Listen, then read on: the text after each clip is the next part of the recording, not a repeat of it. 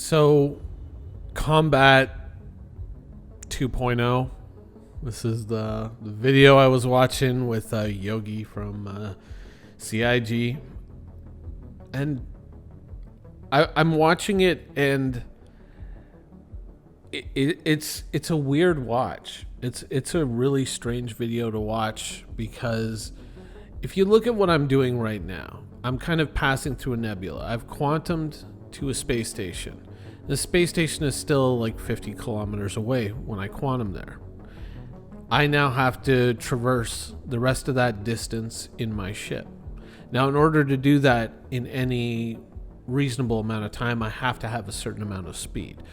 So 1100 meters a second is really kind of like the top out speed of the current, Cutlass. We can stay a little lower so we can keep things a little reasonable when we want to stop, but in general, we need a certain amount of speed to traverse this universe. This is what drives Star Citizen. One of the big things that attracts people to Star Citizen is the size, the impressive vistas in Star Citizen. Singular moons that are bigger than most other game worlds in MMOs. It's absolutely ridiculous and absolutely gorgeous and amazing all at the same time. Honestly, I think people underestimate just how incredible this is for attracting players and how immersive it is and how gorgeous it is. It drives an entire subculture of Reddit screenshot porn that people are just, look at this sunset, look at this moon, look at my ship flying down through the atmosphere of a moon, and oh my god, I'm leaving, I'm getting the re-entry flame effects, and look how great they are now. And just the vastness of Star Citizen is so incredible, but it comes with a cost, and you need a certain amount of speed to traverse that distance in a reasonable amount of time. Now, CIG is talking about space combat, and they're saying, well, 200 to 300 meters a second is kind of where a lot of people feel comfortable. Beyond that, combat becomes less fun. And what I think is going on realistically is I think that there are a number of players and people at CIG as well who have fixated on Arena Commander as the model for space combat. And I think that they haven't fully, they're still trying to kind of figure out a way to kind of have their cake and eat it too. They want combat to happen at 300, 200 meters a second, somewhere in that range where it's quote unquote comfortable for who? For what specific ship, might I ask? I can think of a couple, but there are a lot of other ships that wouldn't care for that speed at all. And they're kind of using this antiquated idealization of Star Citizen combat that was never realistic. And I mean, we've talked about that on this channel for years. Like, don't buy a ship because of what it does in Arena Commander. Buy a ship because of what it does in Star Citizen, right? We've driven that point home how many times? But now we want Arena Commander-esque turning dogfights, like in Star Citizen. And the truth of it is within Star Citizen, you still see it. Outside of stations, outside of SBK, people are still trying to do the turning dogfight. But what they're kind of picking up on is now there's wardens out there that are using the bearing laser cannons, and they're just one-shotting people or one or two-shotting people. I mean, I've done it with NPCs in my videos.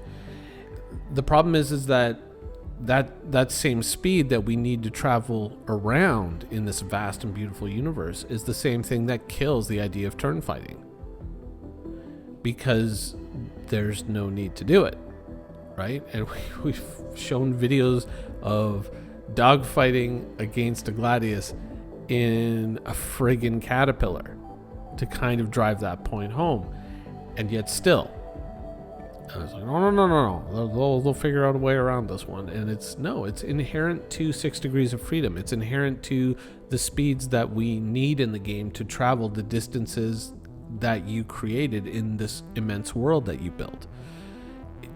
Like, all these things that are kind of like must-haves exclude the type of dogfighting, turn fighting combat that you really want to have in a 6 Degrees of Freedom game.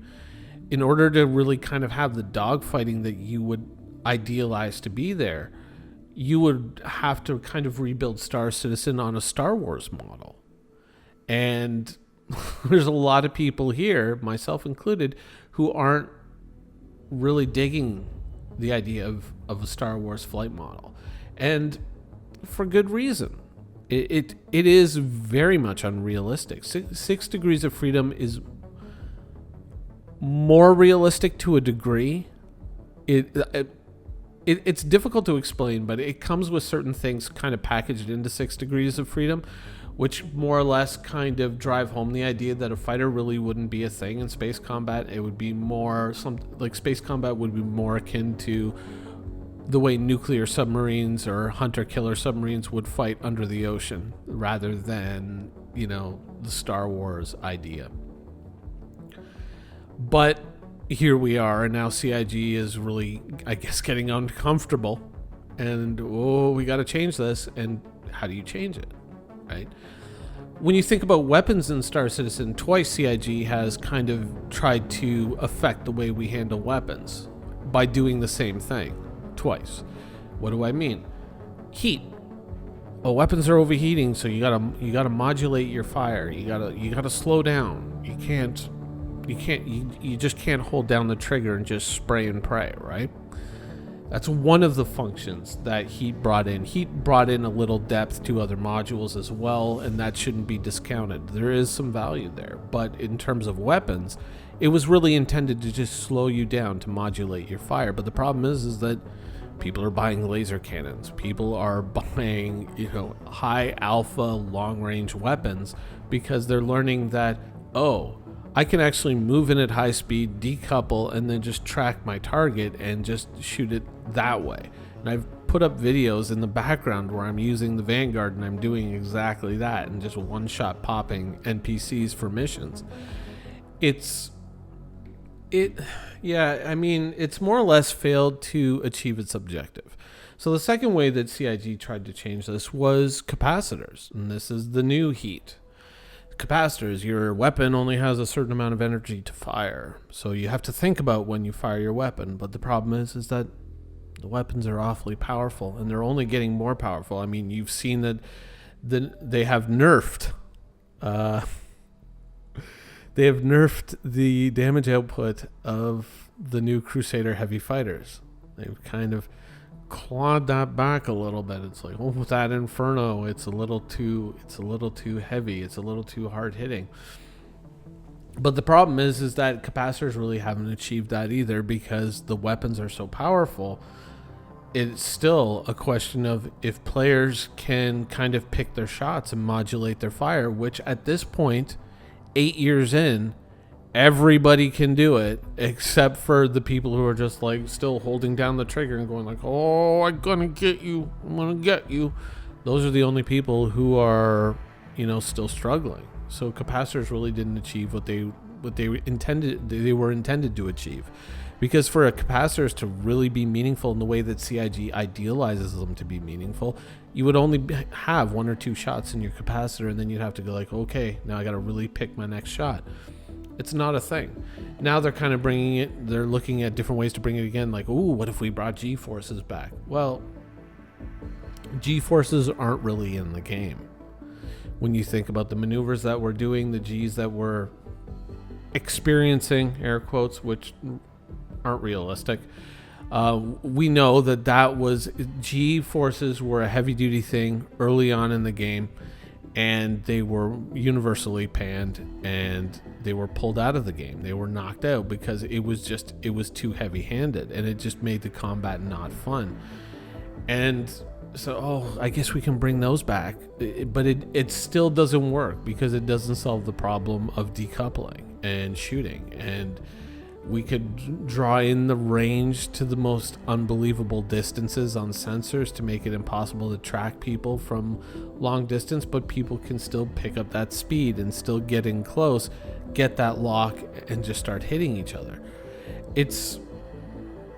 We're going to very extreme lengths to try to preserve that Arena Commander experience when the Arena Commander experience, as I've said, was unrealistic in the beginning, and it was an unrealistic expectation that it would continue into the Star Citizen universe. In Arena Commander, it can continue forever.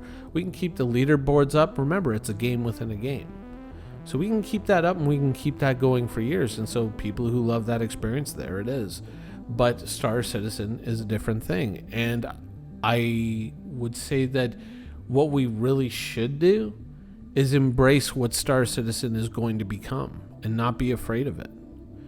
The meta for Arena Commander is the meta for Arena Commander. Why push it into Star Citizen? Let Star Citizen be its own animal. Let it evolve. Let's see where it goes. You know? Because to be perfectly honest, I mean, in the same video Yogi is talking about, Yogi from CIG, he's talking about, wanting to crush metagaming, wanting to make sure that there's no one correct meta, but in Arena Commander there is, right? There's this handful, 1, 2, 3 fighters that are just the uber. They're just the great ones. Oh, you got to use these. And we should try to get away from that. I agree with the idea that we should try to get away from, this is the correct fitting and this is the correct ship. Absolutely 100% agree with that point. But trying to push Arena Commander into Star Citizen is not going to fix that. What we have to do is we have to look more in the direction where you're talking about more variety to weapons and different purposes to weapons. That's the right direction that you should be going in. And when you do that, you open up a different set of doors. What are the right weapons for this application? What are the right weapons for that application? What are the right missiles for this? What are the right missiles for that?